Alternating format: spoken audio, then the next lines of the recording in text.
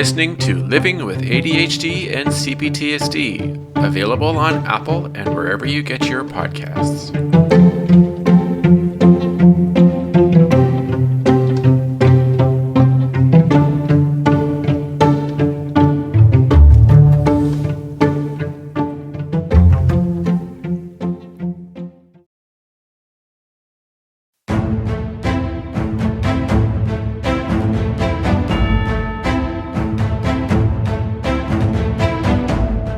Hello everybody and welcome to another episode of Living with ADHD and CPTSD. Today is part 3 of our CPTSD special regarding doing a 4-part processing with a part. So basically a 4-step process. And today I am going to start a new processing with a part, and I was hoping that I would be able to either identify a new part or work with a part that has not had a lot of work with in the past. So that would provide the people, you, the audience, with an opportunity to really experience a more deeper connection with that part rather than a part that I've had a lot of work done with. So I'm going to do that. So let's begin. As you know, there are the 4 steps, of course, and you have to identify the part, and then you have to give the part space to feel like within yourself, to feel its emotions and to connect with it, and then you attempt to acknowledge and appreciate the part and see if it trusts you, and then try to update the part. That's your 4 steps.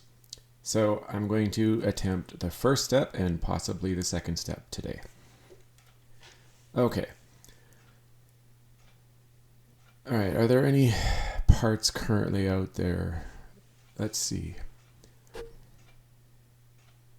All right. I have a part. It is a fear part. I haven't done a lot of work with this part at all. I'm going to reconnect with this part from the beginning and see if we can get some information. All right.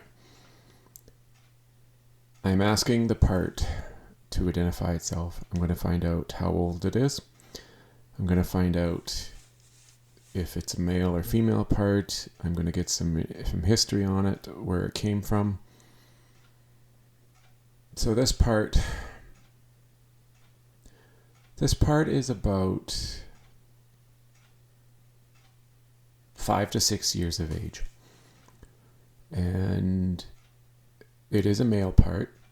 It already has the name, the part's name is a fear part. It came around when I discovered at a very early age that we are all mortal. That we live to a certain age and then we die and we no longer exist. And back then, it really started to make me question my beliefs. At the time when I was about 5 up till I think 10 or 11, maybe a bit longer, I was someone who believed in religion and that there was a God and that there was a heaven and that we would go to heaven when we died. And I remember I don't know how I discovered it. I don't exactly remember what it was that exactly told me that this is the facts, that this is realities, that we don't live forever, and that eventually we will die, and that if we're religious and we think that there's a heaven, that we will go to heaven and meet our family and relatives when we do. And then for those who don't believe that there is a God and a heaven, that's it. We're just done. And then there's no more existence whatsoever. And I remember laying in bed, and I think my mother was reading a book to me, and I was just about to go to bed, and it was kind of festering in my brain. And I asked her, is there, like, when we die, will we start over, and when will I see you again, or will I meet you, or will we be, like almost like repeat, right? Like it would be like rewinding a movie and playing it over. And she didn't know. I can't remember if she said yes or no, or I don't remember. But ever since that point, it always has been there. There was this fear. And the fear manifested. It went from the root cause being that I realized that I would eventually die, and I wouldn't live forever, and that I wouldn't, that it would be done, right? Like, it scared the crap out of me, and it manifested into further areas of fear. So it evolved, and it was no longer based strictly on the idea of dying, but that is the root cause of it. All right. So this part came alive to help protect me, to show me that it would give me the strength to move forward and to be able to behave, act properly, and to not allow my fear and anxiety in regards to this to take over and overwhelm me. It allowed me to function. It allowed me to do what I need to do on a regular basis, whether it's interact with people, do my work, play my sports, be a normal adult functioning human being. And it's because I would get so scared and so overwhelmed by the thoughts and the feelings of reality of my findings that it came around to help me, move on from that. I don't mean like forget about it and never think about it, or never like to say, okay, no longer am I going to worry about it. It's like the ability it gave me the strength to push forward, to do the daily things that I had to do in order to be me, right? In order to eat, in order to sleep, in order to think, in order to do school, in order to play sports, in order to find and maintain and keep my job. Like, it's a pretty scary thing. And he came around at that time, and if it wasn't for him, who's to say how bad it could have been? Like, it could have scared me so much to the point that I would have not been able to function. You never know. It's scary to think about what could have happened if the part had never come online. Now, the interesting thing is the root of this fear is the trauma that I received earlier. But we're not going to discuss that. So I just wanted to let you know that that isn't a prime root, is that it's a secondary root fear or part that was born. So he was born, he's about 5-6 years of age, and he's there to protect me and to give me strength and ability to be me, and allow me to not allow the worry and the scared feeling and the fear to consume me, so that I wouldn't be able to do anything. All right. Later on in life, this fear part took over, and there's many things that it would stop me from doing. Like, it would stop me from being courageous and talking to new people. And it would prevent me from being bold. And like, if there was a cute girl that was sitting around and, I would be interested in wanting to talk to her, get to know her, it would be too scary. And the fear part would take over to allow me to realize that, or it convinced me that it would be okay, that I was better off. And the thing is, though, is that this fear part also unfortunately got in the way of a lot of life experiences that I could have had, both good and bad life experiences that, to be honest, for the majority of people out there in the world, are required. They're necessary for us to grow up to become complete, whole adult beings. Because without those abilities or those attempts, like asking a girl out, being brave and having a great interview and asking for a raise, or making new friends, or doing something that might be scary but in the reality is not harmful or dangerous to us. So this fear part thought it was protecting me in the future, but the reality was that it was actually making things worse, because it was stopping me from experiencing these things. Like, a lot of life experiences that most people had experienced at age 10 and 12 and 15 and 18 and then into your adult life, I didn't do. And I used to think it was because I was too good for it, or that I knew better.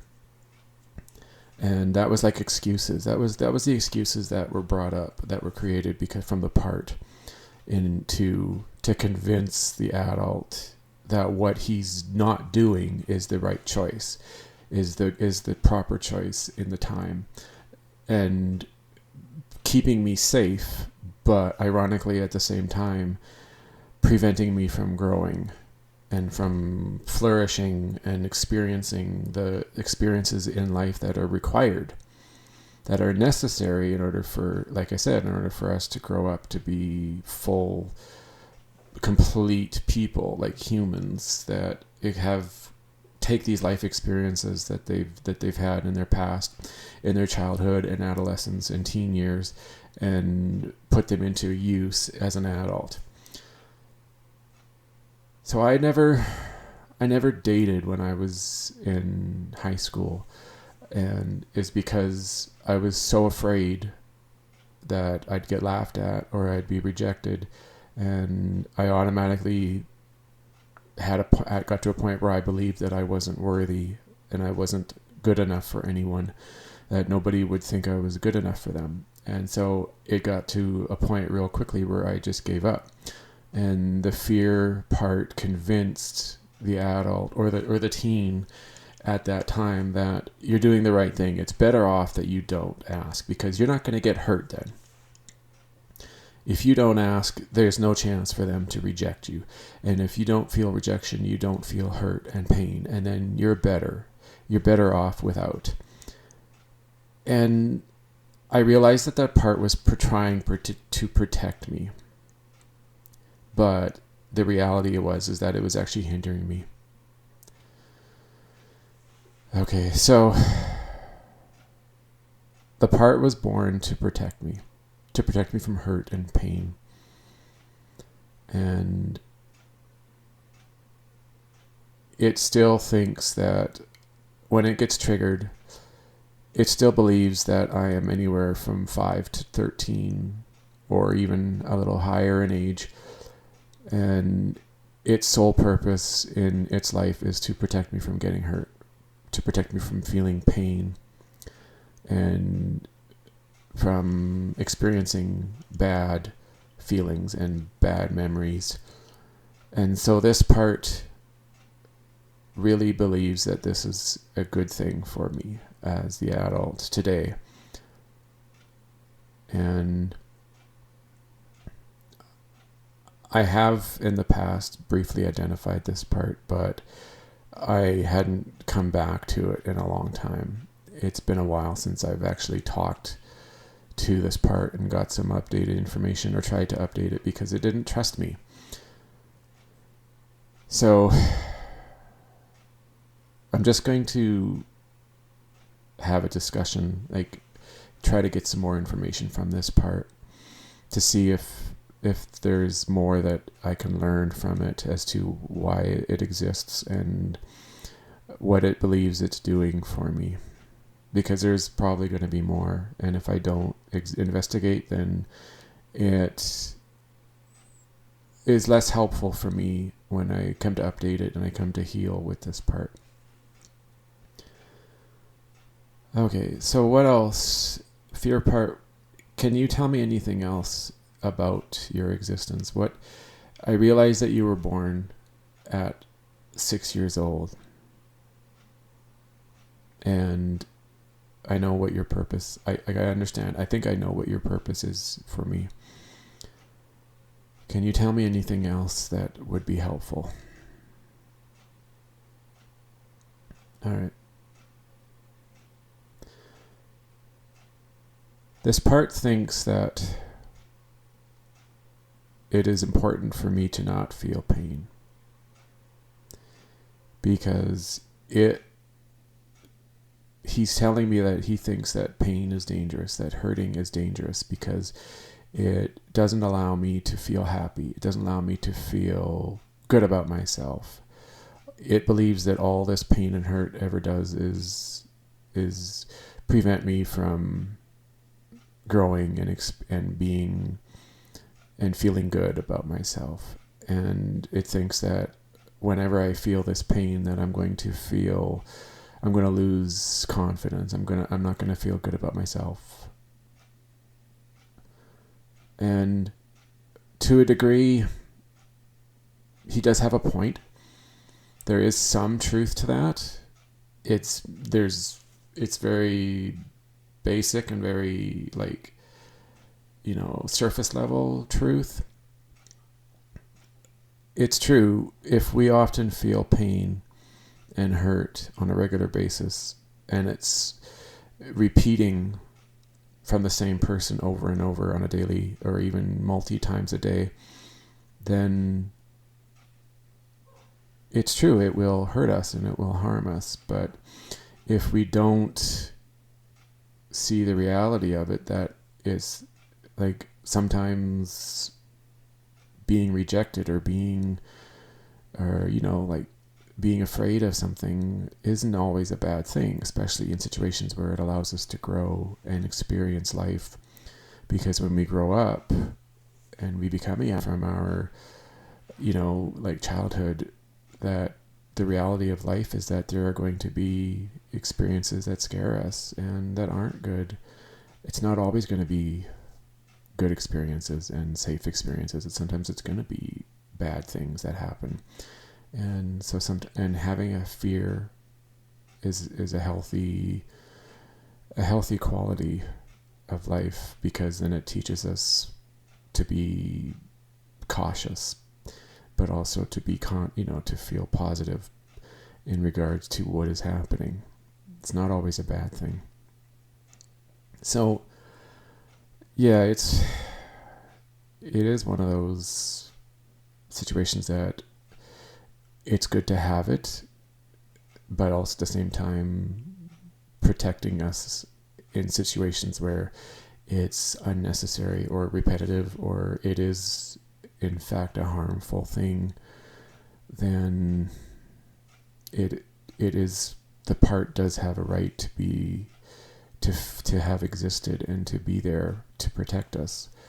It's just, we need to, as the adult, know when it's appropriate to feel this fear, and when it is not, when it's not a requirement. And that's something as an adult that we learn to distinguish and to understand. And when we never get to that point, when we're not able to look back and and see the reality of it and say to ourselves that that fear that we were feeling was not a bad feeling for the situation. If we're not able to see that, and every single time always believe that the fear is bad or wrong or dangerous to us, then we don't experience life. We don't experience what life has to offer us, because we're always preventing ourselves from being exposed to that. If we always protect ourselves and always steer away from that possible fear that comes in our lives, you can't grow and you can't become a more complete person. It's very difficult to do that. And then in daily situations in life as an adult, anytime something gets difficult or appears to be difficult, even if the reality is that it's not, our default action and behavior is to run away or to hide from it and not face it, because it's too scary and we're not capable of being able to face that fear and experience it, and then realize in the moment that it's not that bad, that it wasn't a bad thing that we experienced that fear. It's very difficult when you don't have anybody at that age, as a child and as a teenager, to talk about it, to gain another person's perspective on this. It's extremely difficult, because if all you know is what you experience and you're not able to get any, help from anyone who can tell you, yeah, I understand, I see your fear and I understand why it's there, but honestly, it's sometimes we need to experience that feeling in order to see what reality is and the good that can come from it. If we never get that guidance or that coaching, then we don't know any other way. We don't know any different than what we always experience. And so then the mindset automatically is that where we fail to try, or we fail to be brave and face that fear instead of running away. Like, if we're always running away from our fears and never trying to see what's on the other side of it, then we never grow, right? Like, we never get beyond that setting and that ability. And that's really, it's very sad, and it can be upsetting, because it prevents us from experiencing life. That even though there is that fear initially that's there, if we're never able to get ourselves or allow ourselves to get beyond that initial feeling, that we lose out in the human experiences that are there, that we learn that despite that feeling, the benefit that we got from the experience, and realizing that, hey, you know what, that was a good experience, and facing that fear isn't the end. It's not a life ending or life critical experience. It's important for a person to grow into an adult to experience those, and if we can't, then we're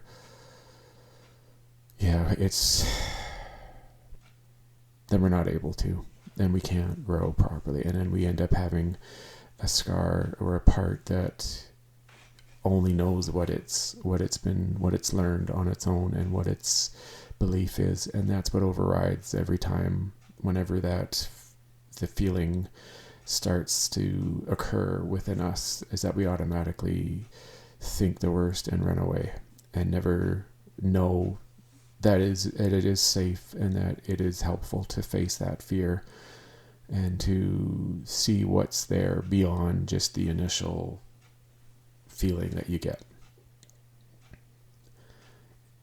It's good for us to experience it, And the part being there for us is good. If we didn't have fear, like if we ever were afraid of anything, there's a good chance that we wouldn't be alive today, because we would never think that, oh, this is a dangerous situation, like going and petting a strange dog as a child. If we didn't think about the experiences that, hey, this is potentially dangerous, we could get bit, we could get mauled,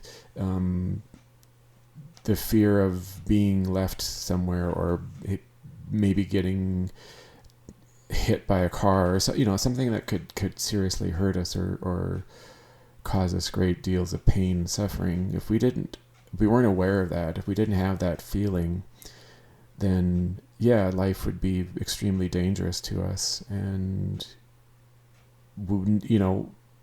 it would probably not be a very long and good quality life, because we would do things that are always dangerous and harmful to us as a person. So having that feeling of being afraid and fear is a good thing, but we need to be able to at times be bold and move beyond it and face that fear. But as a child growing up, it's very difficult to face it alone when you don't have someone in your life who can help you through it at first, to show you that it is okay that you're feeling it, but it is okay also to face it, and to see that a lot of times what we think is fear, or that we're feeling, at the end, when we get past it, can be amazing and great for us, and an awesome experience, and can forever, shape us into who we are down the road in our future. And if we're unable to experience that, then we have a difficult time in the future being able to do it. Because if it's all we know, and if it's all we believe in, then you have a very difficult time of breaking that habit, breaking that strong feeling that you always have, because every time you feel fear, you never believe that you can get past it, that you can do more, that there is something good from experiencing and dealing with that fear. And that is not something that anybody should have to deal with in their life.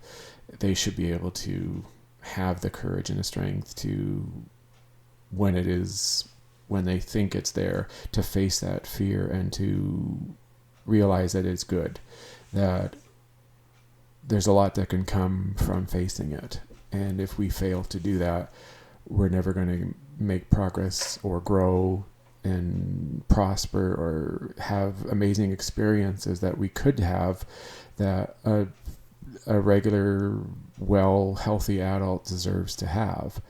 Because not very many of us just have things handed to us. Like, very few of us are handed money and handed a great job, or have an amazing woman just come to us and take care of that hard job of introducing or getting to know someone.